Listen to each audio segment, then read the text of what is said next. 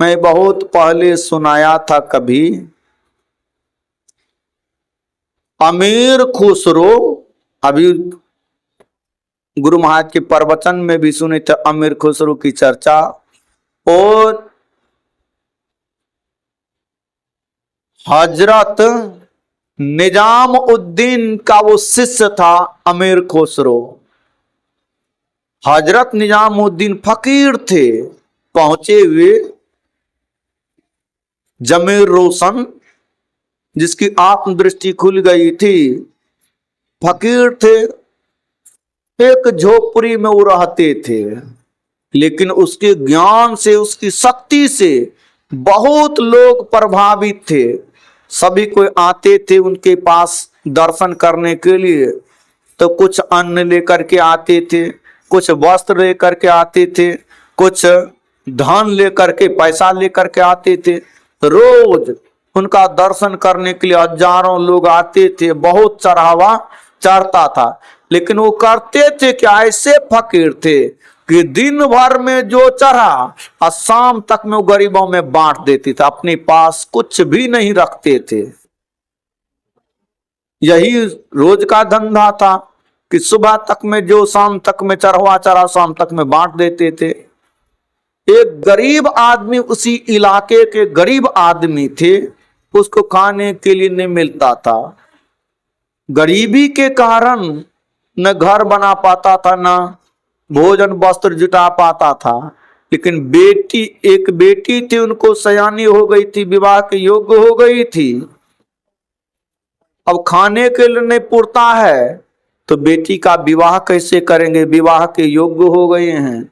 अब बड़ी चिंता सता रही है, करें क्या, कोई उपाय नहीं हो रहा है। मन में आया कि हजरत निजामुद्दीन के पास जो जाते हैं उसको दान करते हैं, तो आज हजरत निजामुद्दीन से ही जाकर के अरदास करेंगे, अर्जी लगाएंगे, गुरुदेव मैं गरीब व्यक्ति हूं, बेटी विवाह करने के योग्य है, कुछ दान चाहिए हमको विवाह करने के लिए। आया, प्रणाम करते हैं, बोले मैं गरीब आदमी हूं, हमको कुछ चाहिए, बेटी का विवाह करना है। बोले आज दिन भर का जो चढ़ावा आएगा तुम्ही को मिलेगा, तुम ले लेना, बेटी का विवाह कर लेना, बैठ जा, शाम तक बैठना। लेकिन ऐसा दुर्भाग्य हुआ कि कोई चढ़ावा दिन भर में नहीं, संध्या हो गई और सूर्य अस्त होने वाला है, कोई चढ़ावा नहीं आया। अब बैठती बैठती उब गया, अब क्या करेंगे। बोले मैं कितना भाग का मारा हूं कि मेरे नाम से एक चढ़ावा नहीं आया। जाकर के प्रणाम करते, हजरत मैं भाग का मारा आदमी हूं, मेरे नाम से चढ़ावा नहीं आया, अब मैं जाता हूं। बोले कि देखो मेरे दरबार में जो आज तक आए हैं निराश होकर के नहीं लौटा है, जो इच्छा लेकर के आया उसकी इच्छा पूरी हुई है। तो ऐसा कर, देखो झोपड़ी में कुछ है, जा करके देखते हैं कि एक टूटी जूती है, चप्पल जूती टूटी है, वहां जा। बोले एक टूटी हुई जूती है, बोले जाओ उसको उठा ले और जाओ बाजार में बेच करके अपनी बेटी का विवाह कर लेना। अब वो टूटी जूती कोई मंगनी में लेगा, मंगनियों में लेगा टूटी जूती, अगर आप बेच करके विवाह करना। अब सोचता आप करें क्या, गुरु की आज्ञा है, ले लेते हैं, गमछा में बांध लेते हैं, जा रहे हैं, सोच रहे करें क्या। कि टूटी जूती जिसको लेने के लिए कहेंगे वही जूता देगा, हमको मारने के लिए दौड़ेगा। अब सोच रहे हैं, उसी रास्ते से अमीर खुसरो, जो बड़े अमीर थे, वो अमीर कुछ नाम था उसका, लेकिन बड़े अमीर थे, वो हीरा के व्यापारी थे, बहुमूल्य रत्नों के व्यापारी थे। बहुत घोरों पर वो बहुमूल्य रत्न वो लेकर के आ रहे थे। देखते क्या हैं, वो अपने गुरु के याद में तो मगन थे, लेकिन वह आनंद उस समय उसको मिला, जो आनंद, जो खुशबू, जो प्रसन्नता, जो गुरु के सानिध्य में बैठने के बाद मिलता था, वही आनंद, वही प्रसन्नता मिलने लगी। तो इधर उधर देखने के मेरे गुरु महाराज तो नहीं आ गए हैं यहाँ, देखते हैं तो है कोई नहीं, एक साधारण व्यक्ति जा रहे हैं। बोले भाई तुम कहाँ से आ रहे हो? बोले मैं हजरत निजामुद्दीन के पास से आ रहा हूं। बोले हजरत ने कुछ दिया भी है? बोले हाँ, ये जूती दी है उन्होंने। जूती? बोले ये मेरे हजरत की जूती है? बोले हाँ। बोले ऐसा कर, मेरे पास अभी जितनी संपत्ति है सारी संपत्ति तुम ले लो और यह जूती हमको दे दो। वो जूती ले लेते हैं और सारी संपत्ति उसको दे देते, जाओ तू बेटी का विवाह करना, कि घर बनाना, कि जमीन खरीदना, कि जो करना तुम जानो। अब तो कितना अमीर हो गया, अब खाली हाथ है, कुछ नहीं उसके पास, सब दान दे दिया, जूती ले लिया। जूती को माथे से, ललाट से लगाते हैं, सीने से लगाते हैं, उसको चूमते हैं और चलते हैं हजरत निजामुद्दीन की ओर। जा रहे हैं, सीने से लगाए हुए हैं, जा करके हजरत निजामुद्दीन के पास दंडवत प्रणाम करते हैं। वो जूती देखते हैं, अरे ये जूती तुमको कहाँ मिला? बोले एक गरीब व्यक्ति लेकर के जा रहा था। बोले कितना में लिया? बोले मेरे पास जितनी संपत्ति थी मैंने सारी संपत्ति उनको दे दिया। बोले तुमको सौदा सस्ते में पट गया है, ऐसे बोले हैं, सस्ते में सौदा पट गया है। उसको नजदीक बुलाते हैं, सीने से लगा लेते हैं और उस दिन जो बैठे ध्यान करने के लिए, ज्यों ही ध्यान करने के लिए बैठे, गुरु की कृपा इतनी बरसी उनके ऊपर, इतनी बरसी उनके ऊपर, तुरंत अंधकार फट गया, प्रकाश हो गया, शब्द हो गया, आत्म दर्शन उन्होंने अपने आप का दर्शन किया। वो जन्म मरण के चक्कर से छूट गया। धन जन्म मरण के चक्कर से चुरा सकता है? संसार में ऐसे कोई नहीं है कि जन्म मरण के चक्कर से चुरा सकते हैं।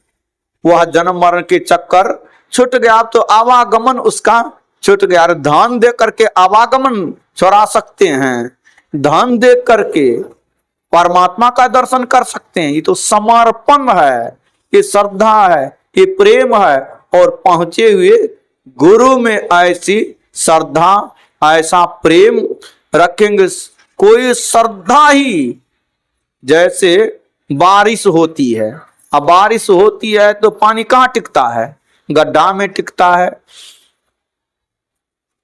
जबकि बारिश होती है टीला पर भी, लेकिन टीला पर पानी टिकता नहीं है, वो लुढ़क करके पानी चला आता है गड्ढा।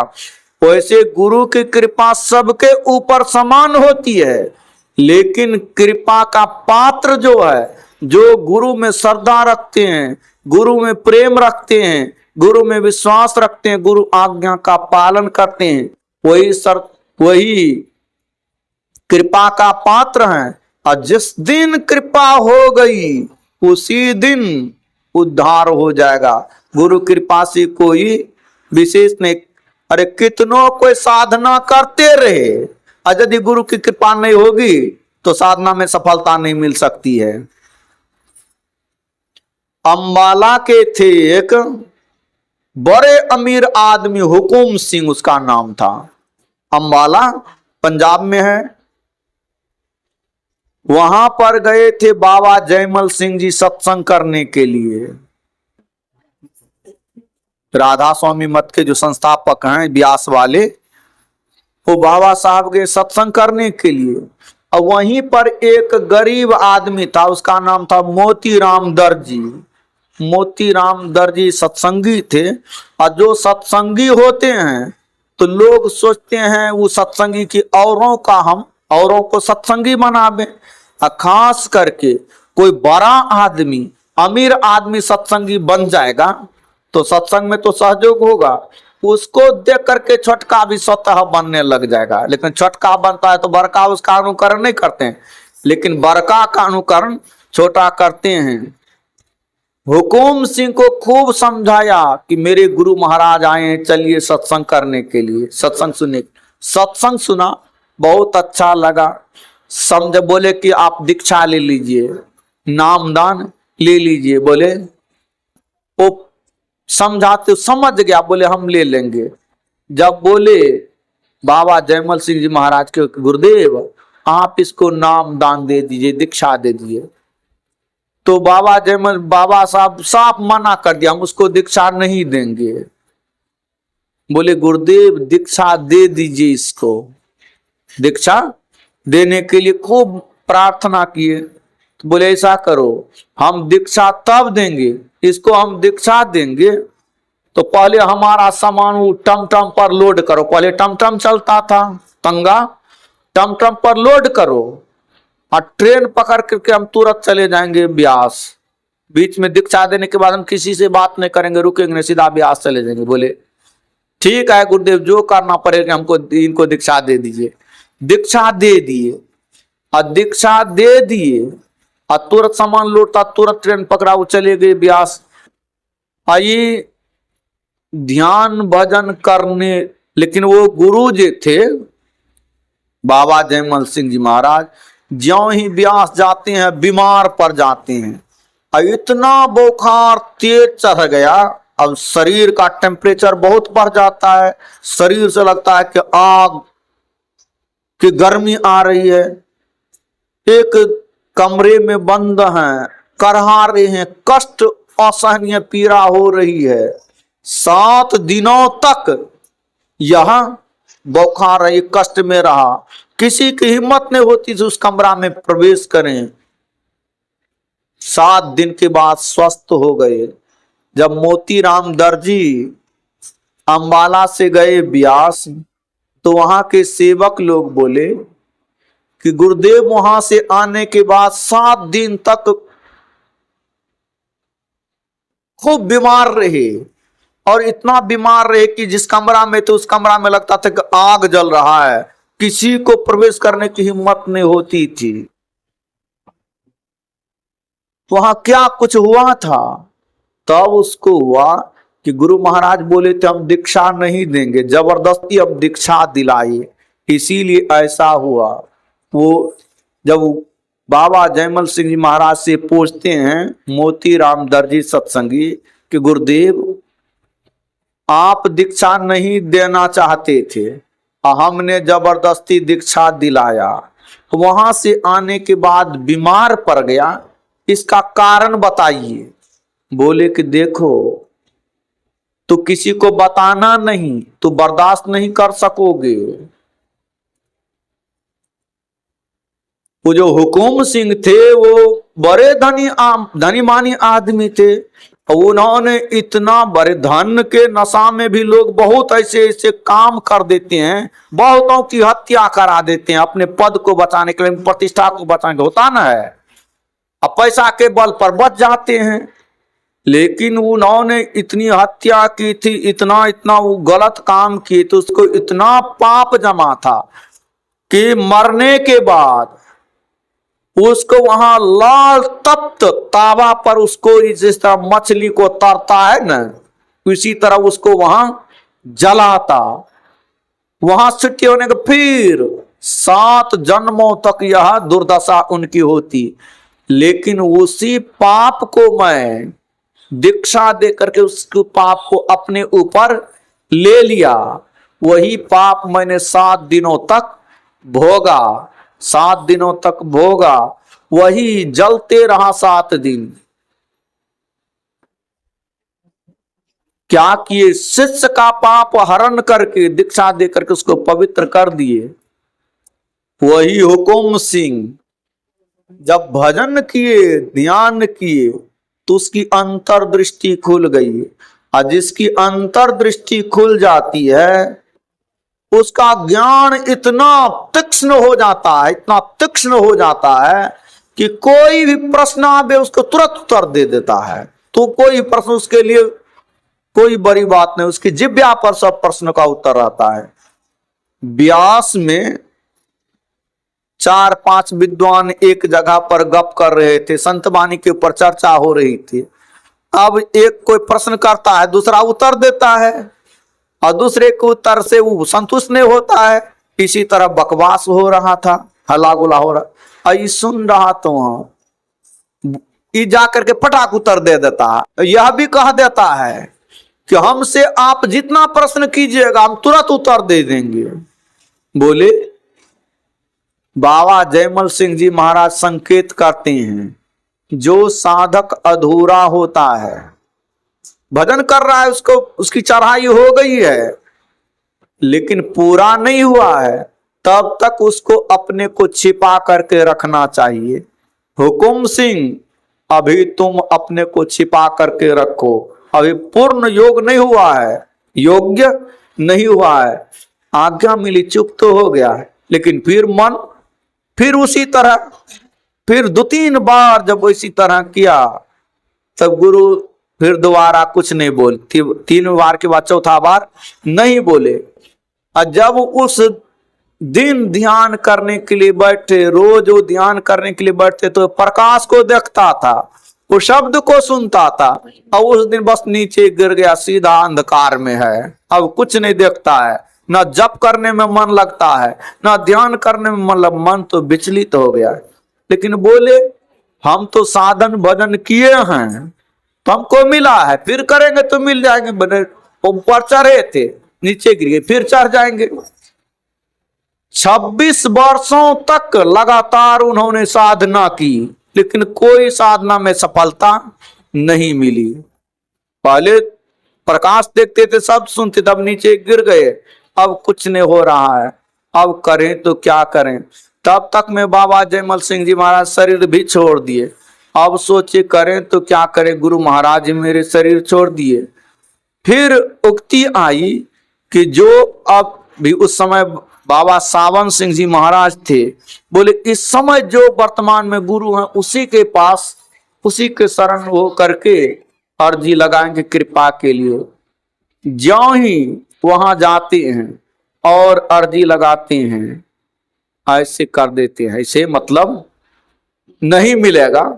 तब वो सोचे कि अब क्या करें, अब रोने लगे, इतनी बेचैनी हो गई, इतनी व्याकुलता हुई, रोने लगे, भीतर से खूब रोने लगे, आंखें बंद है।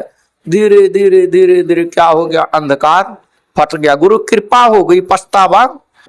पछतावा से पछताने लगे, क्षमा याचना करने लगे, अंधकार फट गया, साधना में चढ़ाई होने लगी, शब्द को सुनने लगे। यहां पर गुरु, यहां सुनाना यही था कि गुरु कृपा के बिना आपको कुछ नहीं। 26 वर्षों तक जबकि गुरु कृपा से हुआ था, और गुरु की आज्ञा का उल्लंघन करने से फिर नीचे गिर गया। अब फिर नीचे गिरने के बाद 26 वर्षों तक लगातार साधना की, कुछ नहीं मिला, और गुरु कृपा के लिए उत्तर पा, रोया, बेचैन हुआ, प्रार्थना की, गुरु कृपा हुई, तुरंत अंतर्दृष्टि खुल गई। बिना गुरु की कृपा पाए नहीं जीवन उधारा।